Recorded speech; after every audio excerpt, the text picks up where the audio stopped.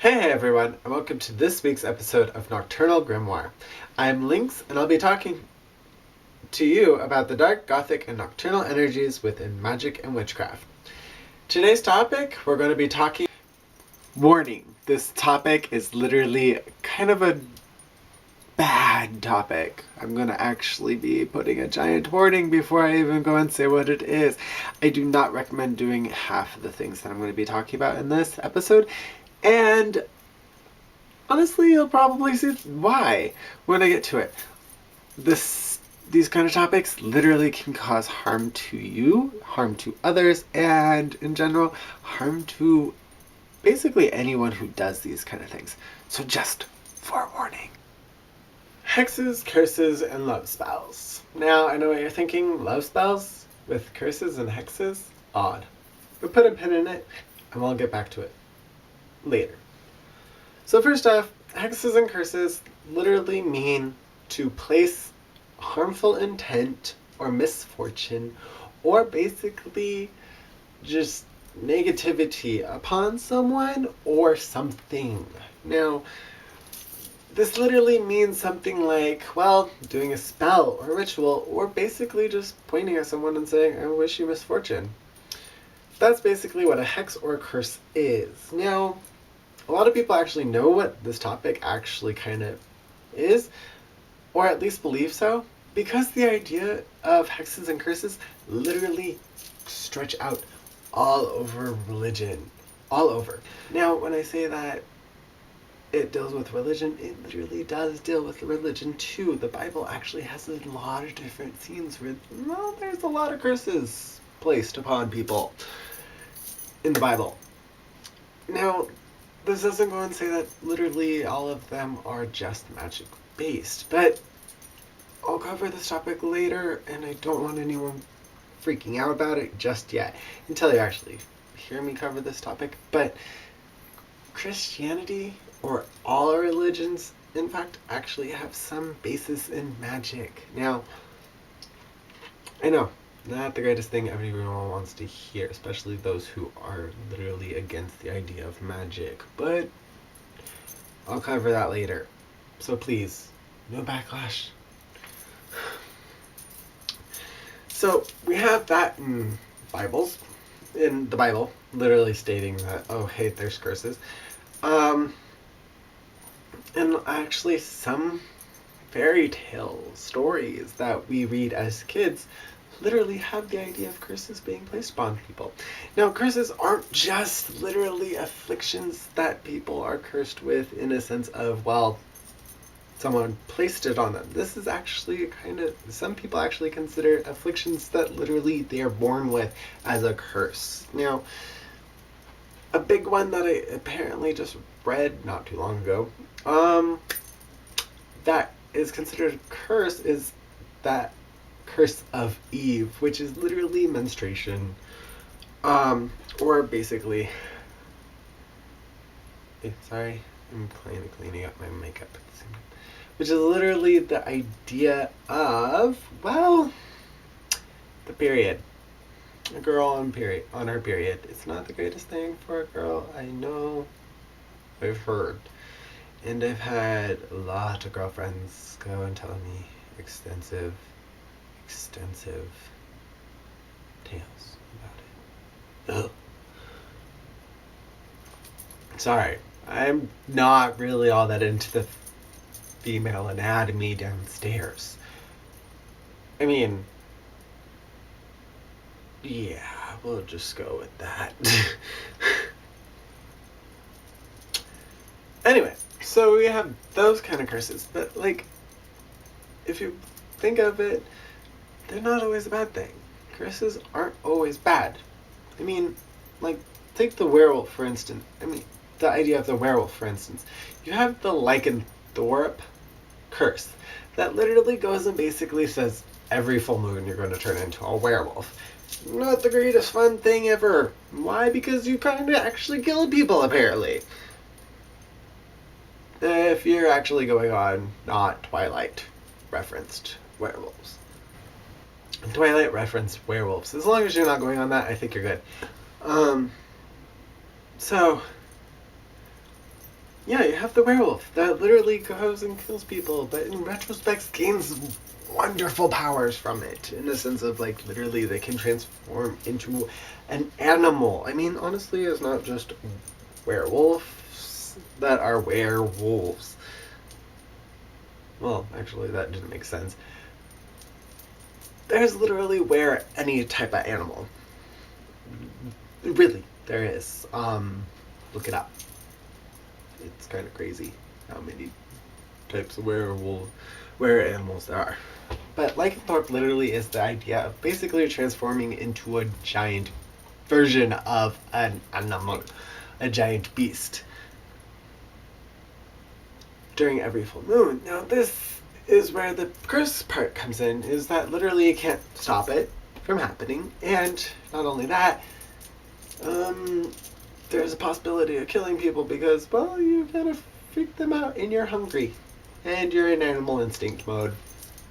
So, I mean, not the greatest, but awesome powers gained from it by basically becoming stronger, even in human form. Basically unable to die unless, well, if you go on, like, wonderful little horror movie references from, like, Wolfman kind of things, being shot with a silver bullet. Now, it's not just being shot by a silver bullet, though, in that whole reference, because I've heard other ways of being shot by the silver bullet being one way of killing it, but there's also more to it at times, too, in some stories, where it's literally being shot by the silver bullet by someone you loved. Which is weird, because, I mean, that really limits how you kill a werewolf. So, that sucks. So, I mean, that wouldn't be that bad of a curse, I feel. I mean, because seriously, if you can't die, unless you literally got shot by a silver bullet from a person you loved, or who loves you, yeah, I think that works. If you're like me, you probably won't find anyone who loves you, and you'll be able to live forever. But see, okay, as I said, those are still kind of somewhat curses, but curses aren't always bad. Now, different kinds of curses and stuff that literally kind of are well known about are things like the Pharaoh's Curse. Now, the Pharaoh's Curse actually is kind of, could be very, very plausible in the sense of actually being a full-on curse where literally magic is behind it, but at the same time was kind of debunked in the idea of literally it's basically just a parasite or a fungal infection, or basically something that literally is a major disease that was laying dormant within the sealed tomb that they opened and made them all sick and died. Basically, the people who literally actually were on this thing. Now, at the same time, cursing objects can actually happen in the sense of doing the same exact thing that basically happened with the Pharaoh's Curse. Why? Well, because literally it's kind of something that messes with the person's mind. Most hexes and curses literally are just basically in your mind. Now, this doesn't always mean just because you don't believe it, it doesn't happen. Because technically, sometimes they do. Now, the gypsy's curse literally is false. It's not an actual thing. Gypsies is not a good use of that word anymore. That's actually a really, really bad word. It actually is a slur upon an actual race. I learned this not too long ago by actually being yelled at about it. But, so, as I said, as I'm saying this word, it's not actually meaning anything to do with the idea of actual gypsies. Now, I'm not discrediting what I just said being bad, in a sense of I shouldn't have said it. So, just for the record, when I say this word, it literally is not going to be referred to as actually real. I do not like that word. And I do not mean to use it in a... Well, I don't mean to use it. So it's just the idea... You'll get it. Now, the idea of the gypsy curse literally goes and says basically, if you pissed off, well, a person who is kind of like a fortune teller or mystic or basically anything that literally is a what falls under the definition, I guess, in a sense, of how some people actually see gypsies, which are not the same thing, as literally basically getting the look upon you, which literally means you are cursed. Now, the evil eye actually is not just that. It's also the idea of an actual entity called the evil eye. The evil eye literally is a bad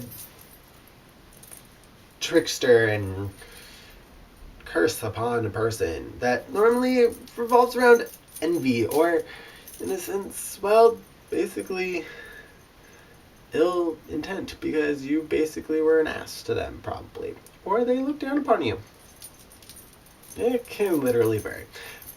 But literally, it's an entity that literally is apparently supposed to be looking upon you in a sense of basically casting ill favor, not letting you proceed in life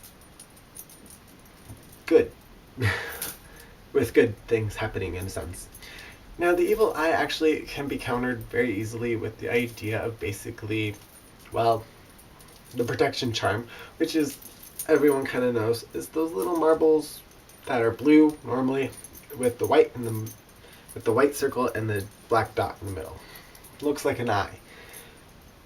There's other ways to actually prevent it. There's actually ones that I've read that are kind of, wow, a little extreme. Like a mother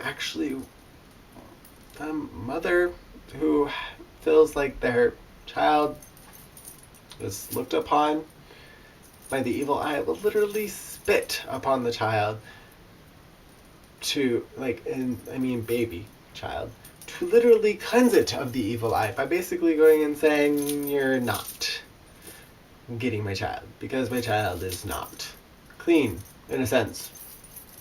Apparently, if you're clean, more in the sense of like innocence, it's basically to hide the innocence. If you're innocent, then you have the evil eye upon you. If you're not innocent, then you don't really have it upon you. Mostly for the fact that, one, you're not really technically good, so why would the evil eye look upon you? So basically, it's in a sense as a cloak or a device that literally go and cleanse the baby, who literally is complete innocence, by basically going and saying, it's not pure. Don't look at it. It's gross. It's not a good thing. Most people don't really look at something that they're like, ew, that's gross. So, the evil eye, not looking at the baby. Not the greatest thing to do to your child, just saying. But, that's something that I read. The head literally is something about the evil eye. Now you're probably asking me, now Lynx, what about love spells? Like, why does this fall into the category of hexes and curses? Well, it's actually the idea of certain love spells. Not all love spells actually fall under this to me, but some do. And it's the idea of literally making a person fall in love with someone or yourself without actually having anything there already. In a sense of literally making someone do something that they don't want to do, against their own intentions. Now, love spells are tricky, in the general fact that literally they're not always going to be what you're thinking. And that looked horrible. Okay. Now, love spells are tricky in the fact that literally they're not always going to be, well, simple to decipher on whether or not they are of good intent. Now, love spells that I feel that are actually kind of okay with me are things that literally don't really go and say this person, a particular being or thing or whatever, literally is going to fall in love with you or another.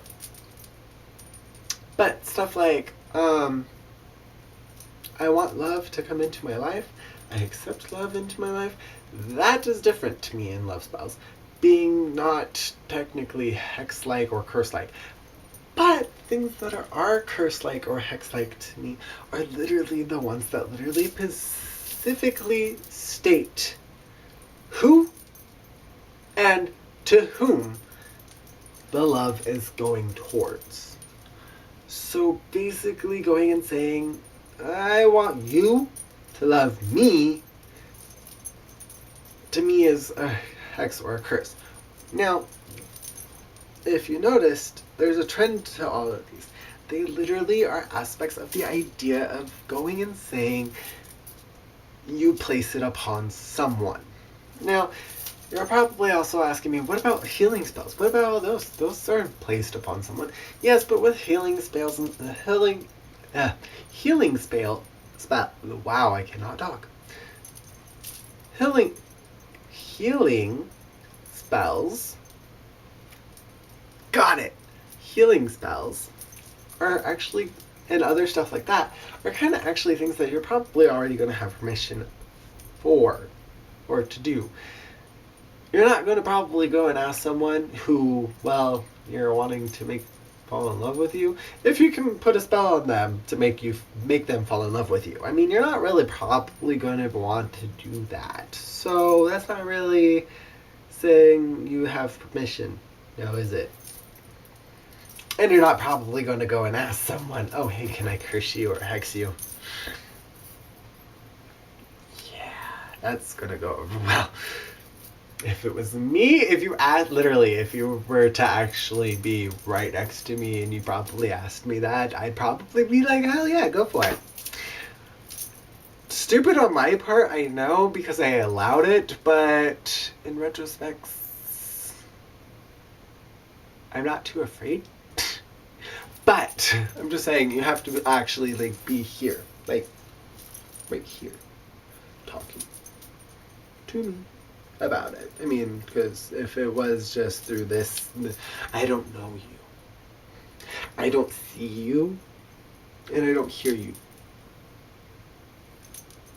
So, no.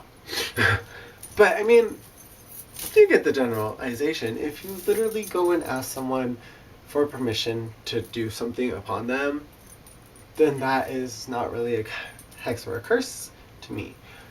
But when you're actually just doing it behind their back, to literally place the spell or something upon them, that to me is actually a curse or a hex. The only reason why is because it's doing something without permission upon someone else other than yourself. Why? Because seriously, these kinds of things can actually lead to harmful intentions or negative outcomes. Because you didn't ask for permission, it may not be exactly what they wanted. So if, in a sense, you go and say, do a love spell for someone to find someone, well, to fall in love with someone that they probably don't want to fall in love with, and you didn't know,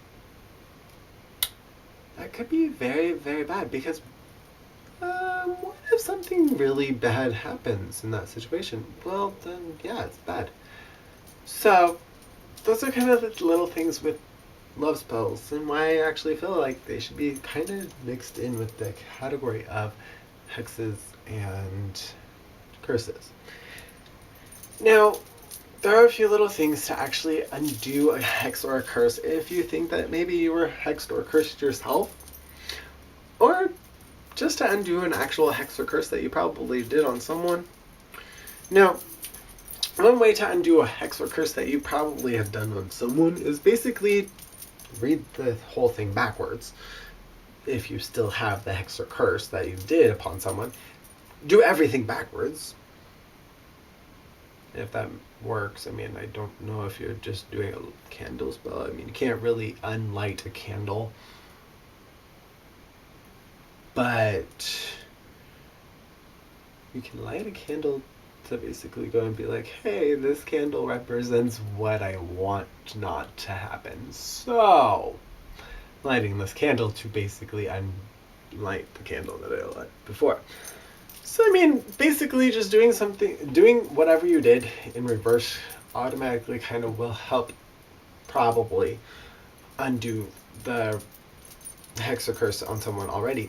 But if by chance you honestly need something else, literally just make a hex or, like, don't make a hex or a curse, but do a spell or something that literally goes and asks for basically forgiveness, in a sense of literally you're going to basically be telling them that you've cursed them or hexed them at one point in their life, and you hope for forgiveness because you now want to not have them hexed or cursed. And with that, going and also saying that you will accept any consequences behind your action for what you've done. Basically, in a sense, that's a payment to whatever deity or universe that you've actually got your magic from, even yourself, for actually having the curse put upon someone. You're actually willing to go and say, hey, I'll take whatever consequences come my way, but I want to tell you, I'm sorry, because I cursed you, and I hope you will forgive me. If by chance they don't, that's their prerogative. They kind of have the right, because you went and cursed or hexed them. But you have to deal with consequences in a sense of basically accepting the fact that they're probably not going to forgive you until maybe later down the road. But at least you were honest enough to go and admit that you did it, which literally can actually cancel out the whole concept of a hex or a curse. In a billion different ways. May not always work, but it might help. And if not, then you just need to find something else. There's a million other things.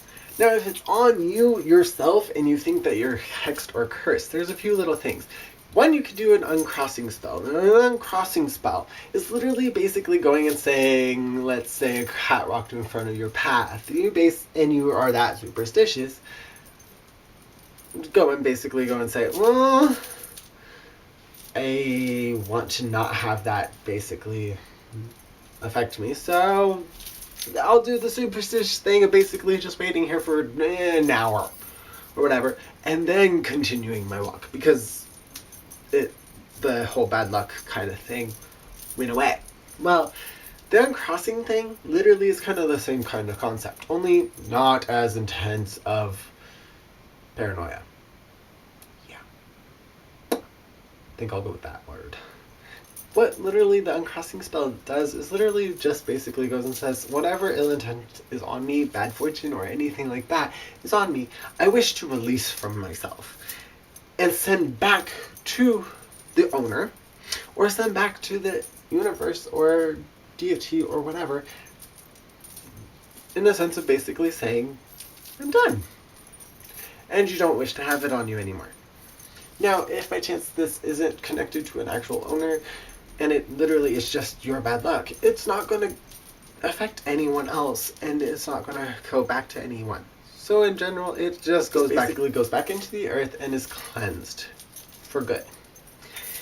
Or you have the whole concept of actually breaking a hex, and that way is basically by taking a chain that you feel is thick enough to actually be the concept of basically your hex or curse that's placed upon you. So if it's like a really major, oh my god, life-threatening kind of one, yeah, really, really thick chain that is really, really hard to break. Take a bamboo stick and whack the thing until it breaks. I mean, the chain, not the bamboo stick. If the bamboo stick breaks, get a new one, keep going. Basically, break the chain. In a sense of basically saying that's actual proof that you've literally broke whatever is binding you. There's other ways to do this by basically cutting a string, cutting a knot, or whatever. So basically breaking the binds itself literally goes and says, hey, the curse is over, the hex is over. Now that's one way of doing it that I've read that I actually prefer the idea of. There are others of basically doing actual like physical spells and rituals and all this other stuff. But if you're already having a hard time with, in a sense, the curse or something upon you, well, probably do something that literally goes and actually is full visible to you, that literally goes and says, it's broken. So basically break something that represents the curse to you, or the hex, because then not only one is it physical form in front of you, it's also mentally in your head that literally went and said, this object or whatever is literally breaking because it is the object that is what I perceive as the curse or hex upon me. Now the object itself is going to break and literally cause the curse to break, which means that thing being broken means no more curse for me, which is kind of the best thing, in my opinion, to go and try to do.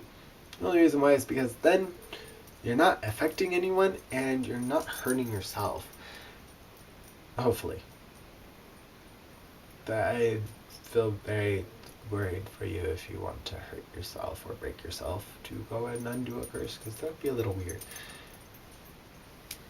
Yeah.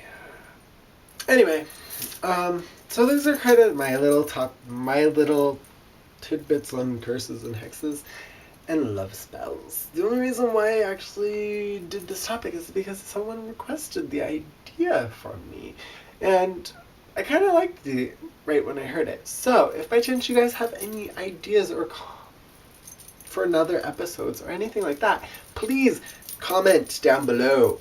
Please, please, please. Or on my Facebook, which will be in the description down below. I don't know how to put it up in the little thingies yet. Anyway, do that. If you like this video,